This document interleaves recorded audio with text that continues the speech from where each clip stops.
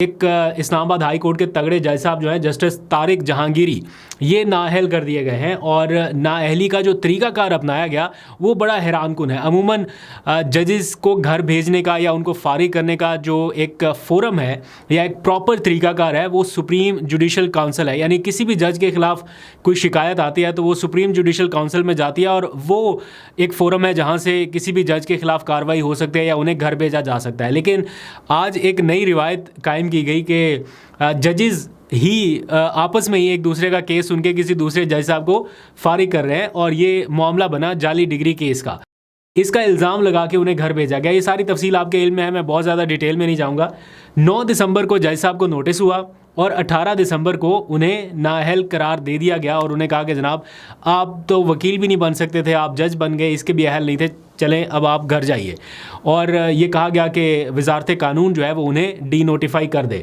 और ख़बरें ये भी हैं कि आने वाले दिनों में उनके ऊपर कोई फ्रॉड का मुकदमा भी हो सकता है, इसके भी इम्कानात हैं। लेकिन ये मामला यहाँ पर रुकेगा नहीं। ऑब्वियसली जज साहब के पास एक फ़ोरम मौजूद है कि वो सुप्रीम कोर्ट जाएंगे और उनको बताएंगे कि जनाब उनके फ़ैसले के हवाले से ये लूप होल्स हैं उनकी नज़र के मुताबिक, कि जनाब मेरा डिसीजन तो सुप्रीम जुडिशल काउंसिल कर सकती थी लेकिन मुझे यहाँ से ही नाअहल कर दिया गया, तो इसको रिवर्स किया जाए। और मोस्ट लाइकली ये रिवर्स हो भी सकता है, लेकिन एट द मोमेंट तो उन्हें काम करने से रोक दिया गया। और इसकी जो बुनियादी वजह बनी, और भी बहुत सारे उनके फ़ैसले होंगे, लेकिन जहाँ से आगाज़ हुआ, नुक्ता रूज जो था वो इस्लामाबाद के वो 3 हलके थे जिनका केस इनके पास आया। ये ट्रिब्यूनल के सरबराह बने और इनको ये ज़िम्मेदारी मिली कि ये उन 3 हलकों की छानबीन कर सकें। और फिर इन्होंने नोटिस जारी करके उन तीनों अरकान असम्बली को जो PMLN के हैं इस्लामाबाद से, जिन्होंने विक्ट्री क्लेम की कि जनाब हम जीते हैं अकॉर्डिंग टू फॉर्म 47, उनको कहा गया कि आप अपने फॉर्म 45 लेके आइए। और फिर वो एक सिलसिला ऐसा चल निकला जिसको रोकने के लिए जजेस भी बदले गए, ट्रिब्यूनल्स भी बदले गए, रिटायर्ड जजेस लाए गए और बहुत कुछ हुआ। और इन जज साहब को उस केस पे मज़ीद काम करने से रोक दिया गया। और इसी दौरान फिर एक शोर मचा के जज साहब की तो डिग्री जाली है, ये इल्ज़ाम इनके ऊपर लगा।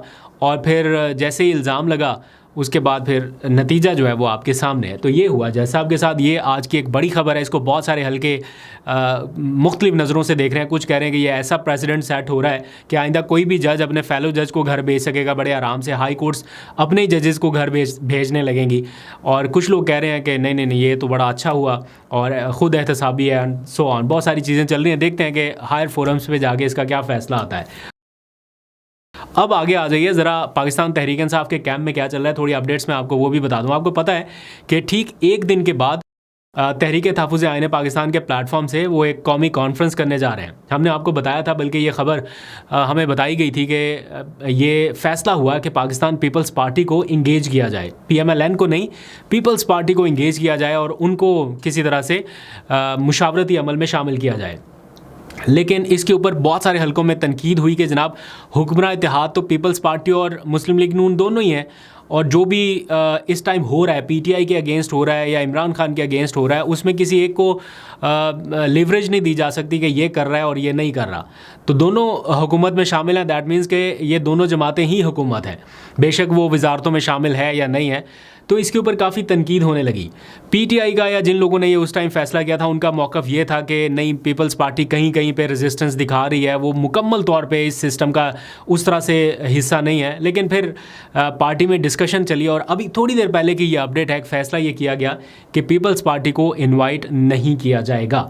दैट मीन्स कि ऐसा लगता है कि ना पीपल्स पार्टी और ना PMLN, तो ये कौमी कॉन्फ्रेंस तो नहीं होगी, ये तो फिर अपोजिशन की कॉन्फ्रेंस हो जाएगी। बहरहाल देखते हैं। मौलाना फजलुर रहमान को भी बाय द वे दावत दी गई थी और अभी उनके तर्जुमान की जानिब से मैं बयान सुन रहा था, वो कह रहे हैं कि मौलाना साहब तो अपने किसी शेड्यूल विज़िट पे कराची जा रहे हैं, तो हम अपना वफ्द जो है वो भेज देंगे। मेरा ख्याल है इस पोलराइज किस्म के एनवायरनमेंट में मौलाना अपना किरदार अदा कर सकते थे। एक कौमी कॉन्फ्रेंस हो रही है, इससे ज़्यादा इंपॉर्टेंट शायद इस टाइम कुछ नहीं है कि आप अपना कोई ऐसा रोल प्ले कर सकें कि इस हैजानी कैफियत से मुल्क को निकालने के लिए अपना कोई फार्मूला पेश कर सकें या अपनी कोई तजावीज़ पेश कर सकें। बहरहाल उन्होंने ज़रूरी समझा कि वो एक वफ्द को भेजेंगे और ख़ुद चले जाएंगे किसी और अपने ऑलरेडी शेड्यूल्ड विज़िट पे। बहरहाल इसके बारे में तफसीलात आपको बाद में बताएंगे। आप बताइए कि क्या ये फ़ैसला दुरुस्त है पीपल्स पार्टी और PMLN को इंगेज ना करना, या करना चाहिए था? आपकी राय जानना चाहेंगे। अच्छा जी, अब आ जाइए ज़रा, एक और ख़बर इस टाइम शहर इक़्तिदार में मुख्तलिफ़ क्वार्टर्स में फैली हुई है, जिसको कहा जा रहा है कि पीटीआई को एक और चांस देने का फैसला किया गया। कुछ हलकों में ये कोशिशें बहुत देर से जारी हैं, हम कल भी डिस्कस कर चुके हैं। कोई कहता है खामोश मफाहमत, कोई कहता है पसे पर्दा राब्ते किए जा रहे हैं, बहुत सारी चीज़ें चल रही हैं। कल फवाद चौधरी ने एक टेलीविज़न प्रोग्राम में बताया कि इस सारे मामले पर, इमरान खान के मामले पर वज़ीर आज़म से मुलाकात तय हो रही थी, यानी शेड्यूल हो रही थी, और ये तकरीबन इत्तेफाक तय पा गया था पीएमएलएन के सीनियर रहनुमाओं के दरमियान और जो 2-4 और लोग इसमें शरीक हैं उनके दरमियान ये तय पा गया था कि हम वज़ीर आज़म से मिल के कुछ चीज़ों के ऊपर इत्तेफाक करें और इमरान खान और पीटीआई के लिए कुछ रियायत हासिल करें। लेकिन फिर आखिरी टाइम पे वो ट्वीट आया और ट्वीट ने मामला ख़राब कर दिया। उसके बाद से मुलाकातें अभी बंद है, मुलाकातें हो नहीं रही। आज भी मुलाकातों का दिन था। सुहेल अफरीदी तो नहीं आए, लेकिन जिनके नाम लिस्ट में शामिल थे वो सारे अडयाला जेल पहुँचे। फिर से वही पुलिस की नफरी, फिर से वही सारा माहौल, और उन्हें वापस रवाना कर दिया गया। धरना नहीं हुआ इस बार, लेकिन वो सारे के सारे लोग वैसे ही बिना मुलाकात के चले गए। तो ये जो आखिरी चांस की बाज़गिश्त सुनाई दे रही है, ये अमली तौर पे हमें क्या कुछ ऐसे स्टेप्स नज़र आएंगे कि हाँ वाकई कुछ हो रहा है, कोई ऐसी मुलाकातें, कोई ऐसा ब्रेक थ्रू? मेरा ख्याल है उसके लिए इंतज़ार करना पड़ेगा। ये तहरीक तहफ़्फ़ुज़ आईन पाकिस्तान अपनी कौमी कॉन्फ्रेंस में क्या चार्टर पेश करती है, क्या चार्टर ऑफ डिमांड लाती है, या क्या नुकात पेश करती है, किस तरह से आगे बढ़ा जा सकता है। क्योंकि पहले जब वो 2-3 शराइत रखते हैं ना कि सबसे पहली शर्त हमारा मैंडेट वापस करें, दूसरी शर्त इमरान खान की फौरी रिहाई करें, इधर ही आके उनकी बस हो जाती है। तो वो ये चाहते होंगे, या कुछ हलकों की तरफ से ऐसा लग रहा है कि वो ये चाहते हैं कि पहला जो आगाज़ है वो कुछ और सियासी कैदियों की रिहाई जो कि कोट लखपत जेल वाले हैं, और दूसरा सियासी मुकदमात को ख़त्म करने से इसका आगाज़ किया जाए। आगाज़ इस तरह से हो कि मज़ीद मुकदमात कायम ना हो, जो पहले से हैं उनको आहिस्ता आहिस्ता कम किया जाए। तो ऐसे स्टेजेस के साथ आगे बढ़ा जा सकता है। लेकिन दूसरी तरफ क्या इमरान खान के ऊपर मुकम्मल ऑन बोर्ड हैं, या वो वाकई चाहते हैं कि ऐसा हो? उन्होंने जैसा इख्तियार दे दिया मौलाना कह रहा हूँ, ये महमूद अचकज़ई साहब को और अल्लामा राजा नासिर अब्बास को, क्या वो उनके पास अथॉरिटी है? ये भी एक क्वेश्चन है तो सही इख्तियार उनके पास, अथॉरिटी है ये सारा कुछ करने की, जो कि सारे कहते हैं, सब मानते हैं कि जो फैसला इमरान खान करेंगे एट द एंड होना वही है। अब देखते हैं आगे चल के क्या होता है, आपको अपडेट करते रहेंगे।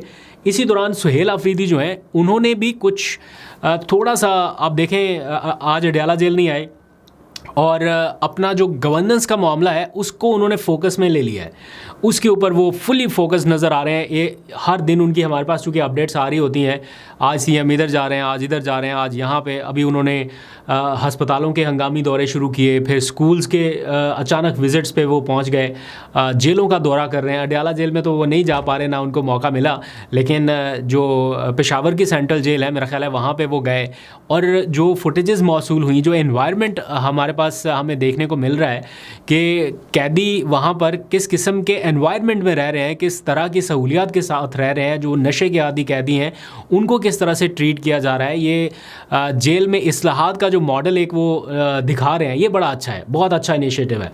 फिर आम लोगों के साथ उनका जो सलूक है, चाहे वो पनाह गाहों जैसा मामला हो, या बच्चों के साथ हो, या ओवरऑल एक एनवायरनमेंट हस्पतालों में मरीज़ों के साथ, तो वो लग रहा है कि फुली फोकस्ड है। जो एक चीज़ लेबल की जा रही थी ना उनके साथ कि ये तो बस अडयाला आके बैठ गए हैं और कोई काम नहीं है, वो अपने सूबे पे तवज्जो नहीं दे रहे, तो वो अब लग रहा है कि वो लेबल वो अपने आप से हटा रहे हैं और पूरी तरह फोकस्ड है अपने सूबे के मामलात को लेके। तो ये एक अच्छा इनिशिएटिव है वहाँ के जो लोग हैं उनके लिए भी। तो अब देखते हैं कि वो इसको किस तरह से आगे बढ़ा हैं, और ये जो बाकी विफाक के साथ उनके मामलात हैं, इमरान खान से मुलाकातों वाला जो मामला फंसा हुआ है, और फिर आज तो उनके नाकाबिल ज़मानत वारंट गिरफ्तारी भी जारी हो गए। कल इश्तिहारी करार दिया गया था, आज नाकाबिल ज़मानत वारंट गिरफ्तारी जारी हुए हैं। तो इन सारे चैलेंजेस के साथ वो कैसे आगे बढ़ेंगे ये भी देखना होगा। बाकी सूबों के वज़ीर आला की निस्बत केपी का जो भी वज़ीर आला होगा उसको अब बहुत प्रेशर के साथ काम करना है। एक इमरान खान का प्रेशर, दूसरा विफाक के साथ और बाकी फ़रीक़ैन के साथ ताल्लुकात का प्रेशर कि इनको भी साथ लेके चलना है, इंगेज रखना है, और फिर अपने लोगों की खिदमत भी करनी है, एक वो भी चैलेंज। तो हर तरफ से उनको क्या वो सपोर्ट मिल रही है जो बाकी सूबों के वज़ीर आला को मिल रही है? उनके इवेंट्स को आप देखें, उनकी मूवमेंट को आप देखें, क्या उस तरह से ये कर पा रहे हैं सारा कुछ? ये थोड़ा सा चैलेंजिंग रहेगा इनके लिए। देखते हैं कब तक सहूलतें मिलती हैं इन्हें या मामला अच्छे रहते हैं। आप अपना फीडबैक ज़रूर दीजिएगा। अभी तक के लेते हैं, अपना बहुत सा ख्याल रखिए। अल्लाह हाफ़िज़।